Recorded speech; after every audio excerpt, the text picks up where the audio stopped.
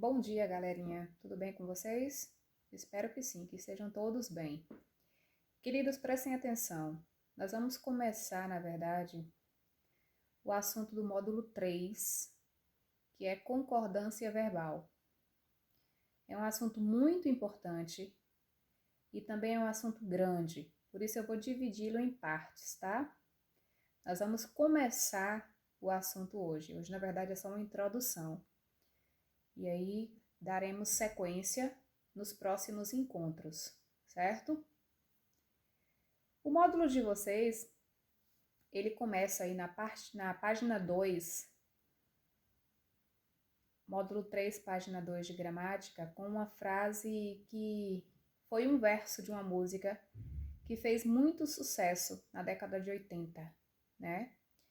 É justamente essa frase que nós temos aí. A gente somos inútil, que foi uma música que fez muito sucesso da banda Ultraje a Rigor e que é, na verdade, uma crítica política, né? Só que a parte que agora nós vamos analisar vai ser justamente a parte da concordância.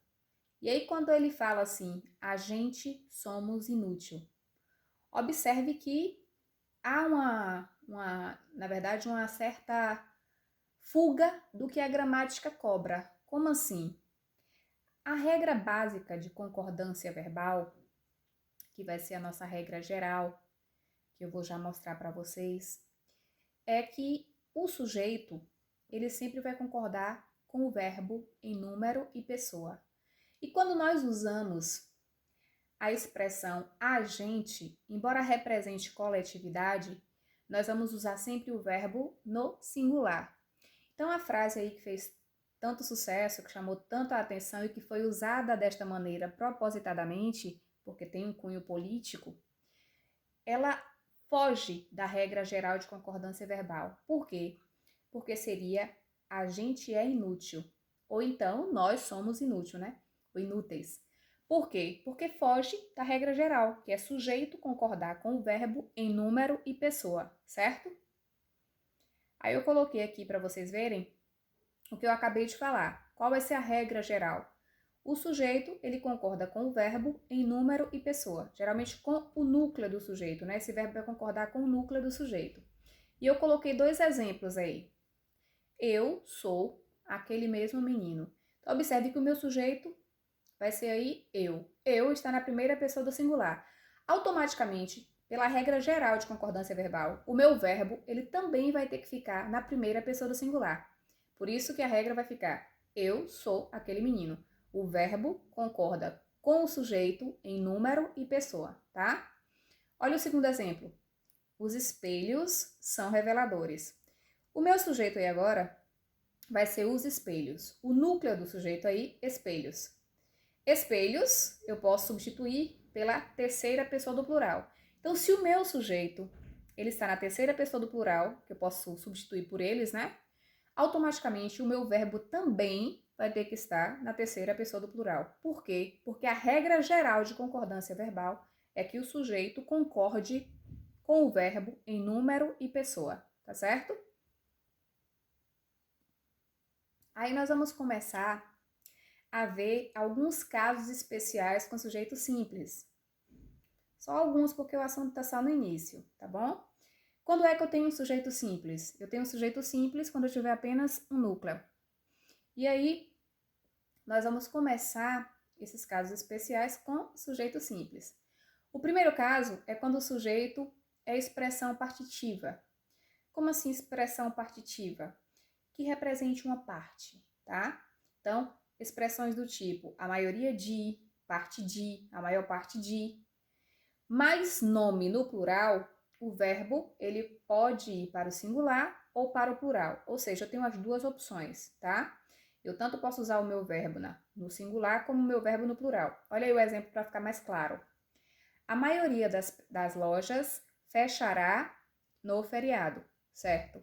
Mas eu poderia colocar também a maioria das lojas fecharão no feriado, certinho também. Por quê? Porque quando o meu sujeito ele for uma expressão partitiva que represente uma parte, eu posso usar o verbo tanto no singular quanto no plural. As duas maneiras estarão corretas, tá certo? Porém, tem uma observação. Se o núcleo do sujeito é um coletivo geral e não uma expressão partitiva, o verbo fica no singular. Como assim, Pró?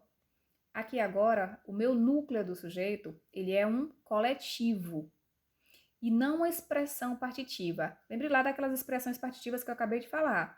São aquelas expressões ali, são específicas. Agora, quando eu falo um grupo de alunos, eu vou usar o verbo no singular, tá? Um grupo de alunos participou da maratona de leitura e não um grupo de alunos participaram. Porque aí o núcleo do meu sujeito é o coletivo aí, é o grupo, tá? E eu vou concordar o verbo com o núcleo do meu sujeito. A parte dos discursos que o público mais aplaudiu será publicada no blog. Então, por que o meu verbo ficou será e não serão? Porque eu concordo com o núcleo do sujeito, que vai ser parte. Mesmo representando o coletivo, ele está no singular. E eu vou concordar sempre com o núcleo do meu sujeito, tá? Cuidado com isso porque as pessoas confundem. Então, quando eu falo assim, o pessoal representa um grupo, né? Mas acontece que está no singular e o núcleo vai ser pessoal. Então, o pessoal o pessoal foi, o pessoal vai, tá? Por quê? Porque esse núcleo do coletivo está no singular. Mesmo representando coletividade, ele está no singular e automaticamente a regra geral me diz que o sujeito, o verbo, sempre vai concordar com o sujeito em número e pessoa, tá bom? Cuidado com isso. Outro caso aí, quando o sujeito ele expressa quantidade aproximada. Observe aí. Se eu tiver expressões do tipo cerca de, menos, mais de, acrescida de nome no plural, o verbo vai ficar no plural. Como assim, Pro? Observe aí, eu tenho cerca de, já tem a expressão que eu acabei de falar, né? Indica uma expressão que indica quantidade. Cerca de 50 pessoas faltaram ao evento. Por que faltaram e não faltou? Porque eu tenho a expressão que indica quantidade, cerca de, e tenho um nome que está no plural, que é pessoas, tá? Então, se eu tiver a expressão indicando quantidade, expressão como cerca de, menos de, mais de, né? Então, e um nome posterior no plural, o meu verbo também ficará no plural. Então, cerca de 50 pessoas faltaram ao evento. Outro caso. É um caso que confunde bastante. Então, é um caso quando o sujeito é o pronome relativo que. Gente, pronome relativo, eu já sei que é um termo que se refere a uma palavra que eu já coloquei anteriormente. Quando o meu sujeito é o pronome relativo que, ele vai sempre concordar com o meu antecedente. Então, se ele se refere a eu, que é a primeira pessoa do singular, o verbo vai acompanhar. Se ele se refere a ele, que é a terceira pessoa do singular, o verbo vai para a terceira pessoa do singular. Olha aí nos exemplos. Fui eu que percebi o problema. Por que percebi, Pro? Porque percebi concorda com eu, que está na primeira pessoa do singular, tá? Foi ele que percebeu o problema. Por que percebeu? Porque percebeu concorda com ele. E ele está na terceira pessoa do singular. Então, assim, eu sempre vou observar o antecedente do pronome. Quando eu falo fui eu que percebi, esse que aí refere-se a quem? Eu, primeira pessoa do singular. No segundo exemplo, foi ele que percebeu, esse que refere-se ao pronome ele. Então, ele sempre vai concordar com o termo a que esse pronome se refere, ou seja, com o seu antecedente, tá certo? Por que eu falei que é confuso? Porque muita gente confunde com essa regrinha aqui, ó, quando o sujeito é o pronome relativo quem. Quando for o pronome relativo quem, a regra geral é que o verbo fique na terceira pessoa do singular, tá? Agora, não é obrigatório que você concorde com o antecedente, como com o que. Aqui você já vai, na verdade, concordar com o verbo direto na terceira pessoa do singular. Exemplo, ó. És tu quem me anima. Então, eu não vou concordar com o tu, que é o antecedente.